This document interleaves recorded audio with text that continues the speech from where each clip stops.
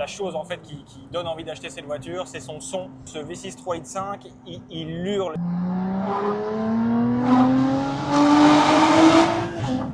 C'est indécent. I just wanna rewind. I haven't seen you in a long time. You got me feeling so lonely. Even when you come through, I can tell that it isn't you. So baby. Bonjour à tous, très heureux de vous retrouver aujourd'hui pour vous présenter une nouvelle voiture exotique comme on les aime. Donc on est sur une Lotus Evora GT 410.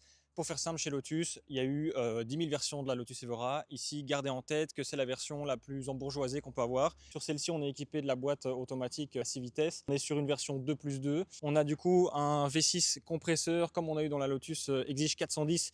Donc 410, c'est pas 410 chevaux, c'est 416 et 420 Nm dans ces eaux-là. On est autour d'une tonne 280, une tonne 320 en fonction des options qui sont sur la voiture. Moi, je trouve vraiment que c'est un produit ultra sexy. On a une ligne en fait qui ressemble à rien d'autre. C'est une voiture donc en moteur central comme j'ai dit, qui ressemble un petit peu du coup sur le papier à du Cayman ou ce genre de choses. Sauf que elle a quand même une technologie moteur par le compresseur qui la rend assez unique.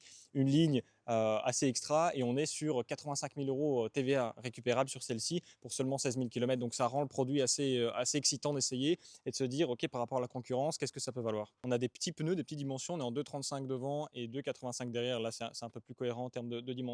On a vraiment un beau travail de flux d'air, des beaux détails en carbone, etc. Les entrées d'air pour le moteur évidemment, des freins AP Racing qui marchent très très bien. On voit sur la baie moteur le moteur V6 qu'on vous montrera. Et puis quand on arrive derrière, on a des chouettes détails, donc avec le carbone, la gestion des flux d'air au niveau du train arrière, des feux qui la rendent vraiment assez reconnaissable. Et puis un échappement qui fait un potin pas possible.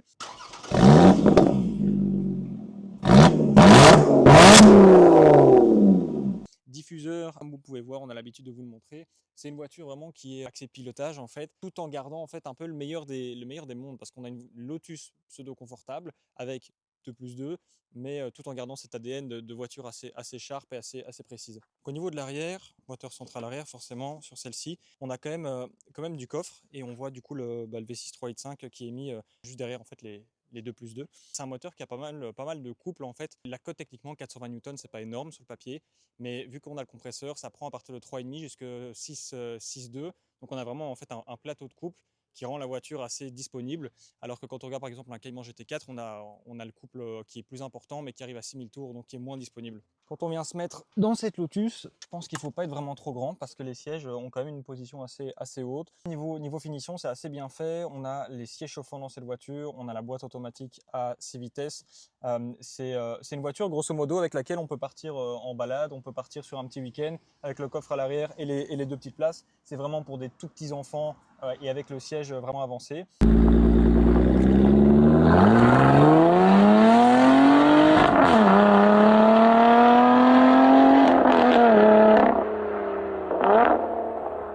Quand on est à bord du coup de cette GT 410, très bonne position de conduite, direction, ça c'est vraiment un des gros plus de la voiture. C'est un vrai scalpel, la caisse, dès qu'on lui met un peu d'angle de volant, elle y va sans réchigner. Et pour autant, on a un train arrière qui est vraiment calé, un peu comme tous les bons moteurs centraux. Le point le plus problématique, disons, c'est cette boîte de vitesse qui est un peu faite à l'ancienne. Alors ça, c'est clair qu'il y a du charme, mais si on veut la comparer par exemple à un Cayman GT4, ça marche pas. Le meilleur point, la chose en fait qui donne envie d'acheter cette voiture, c'est son son. Ça sonne un peu comme le Nissan GT-R pour ceux qui connaissent. Ce V6 3.5, il hurle, il y a des bruits différents, des sons différents à chaque régime. On a le bruit du compresseur quand l'échappement fait pas encore trop de bruit. Ça tire assez long parce que la boîte c'est une boîte 6. On dirait en fait qu'ils ont mis la boîte manu mais avec une robotisée. On va passer sous un tunnel. C'est indécent. C'est indécent et pour autant on n'est pas hyper vite parce qu'on est en fond de deuxième. Donc sur ce genre de voiture là on est aux alentours de 100 km/h donc on n'est pas complètement au tribunal. Mais c'est très agréable. Le feeling du frein, je le trouvais un peu souple au début mais honnêtement ça marche vraiment bien parce que vu que la caisse n'est pas lourde et que les freins sont assez bien dimensionnés, elle s'arrête relativement bien. Petit bémol à mon sens sur la pédale d'axel qui est trop soft et vraiment profonde en termes de course. Des fois elle pète, on ne sait pas pourquoi. J'aurais bien aimé que la pédale de gaz soit un peu plus dure et avec moins de profondeur.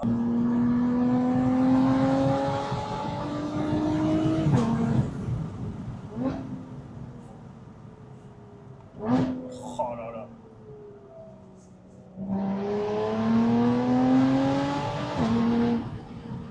C'est efficace. efficace, hein.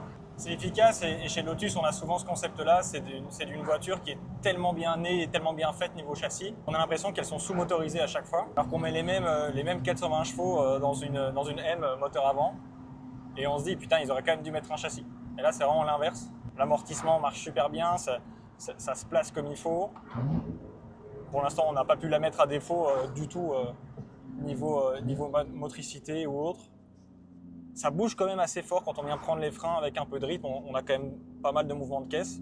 Mais encore une fois, c'est pas une voiture de circuit, c'est une GT promenade, hein. Qu'est-ce qu'on en a pensé de cette Lotus? C'est un produit qui est hyper intéressant parce qu'elle est un peu toute seule sur son segment. Donc c'est une petite GT, voiture de sport, 2+2. C'est une caisse qui fait un bruit extraordinaire quand on a les valves ouvertes et qui peut être complètement calme et quasiment discrète quand les valves sont fermées.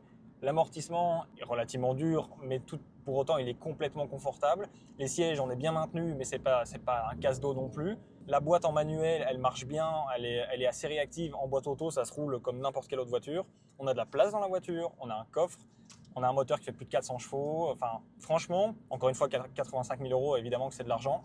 Mais sur la proposition de cette voiture, c'est assez unique. Et ça fait partie des caisses qui sont vraiment pas assez connues, pas assez aimées, parce que on en a énormément en fait. Elle nous donne beaucoup de choses, on est vite en confiance, le châssis est hyper bien réglé, la puissance passe tout le temps au sol.